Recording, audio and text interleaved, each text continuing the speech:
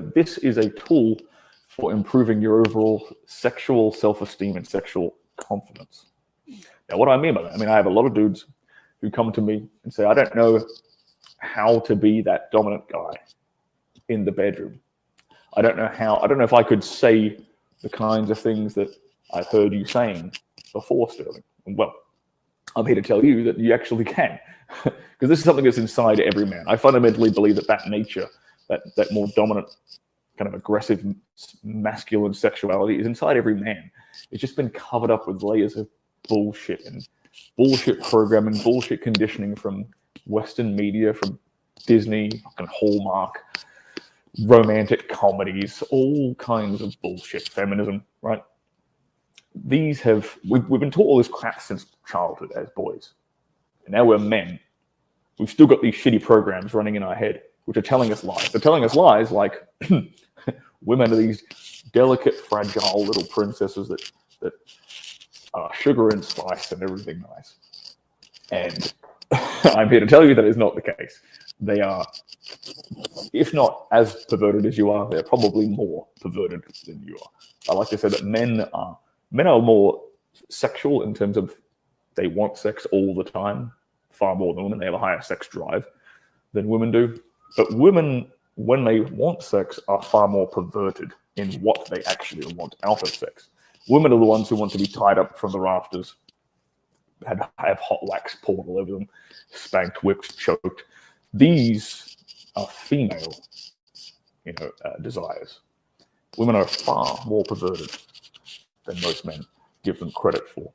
And that's why you can use a lot more colorful language than the average guy would think you can with your partner.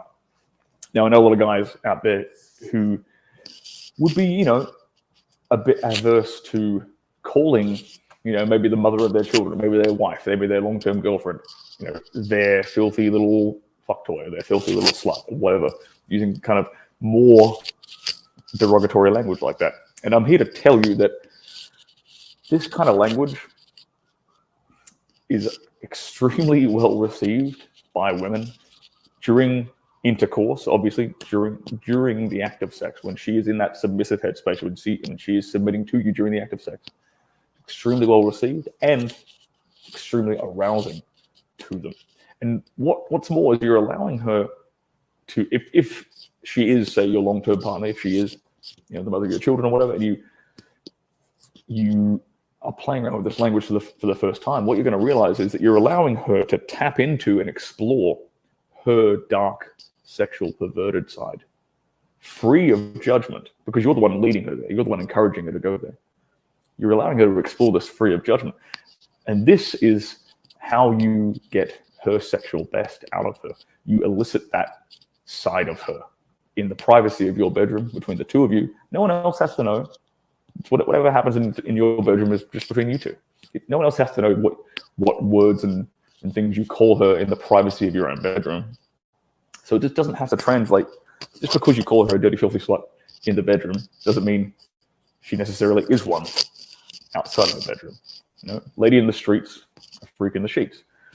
And because if she is a well-behaved woman, if she is the mother of your children, if she's a lovely woman outside the bedroom, well then that is probably something that she is yearning to explore with you and wants you to take her there, wants you to give her that freedom, take that burden off our shoulders, take that responsibility off our shoulders, and allow her to be that sexual creature with you. And dirty talk is the ways of eliciting that. And it's a way of eliciting your own, more importantly, your own sexual, dominant, perverted side, because the language you use dictates your belief systems.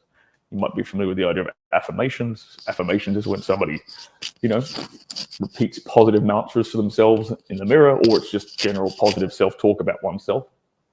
And this is how we shape our own thoughts and our own belief systems and our own worldview.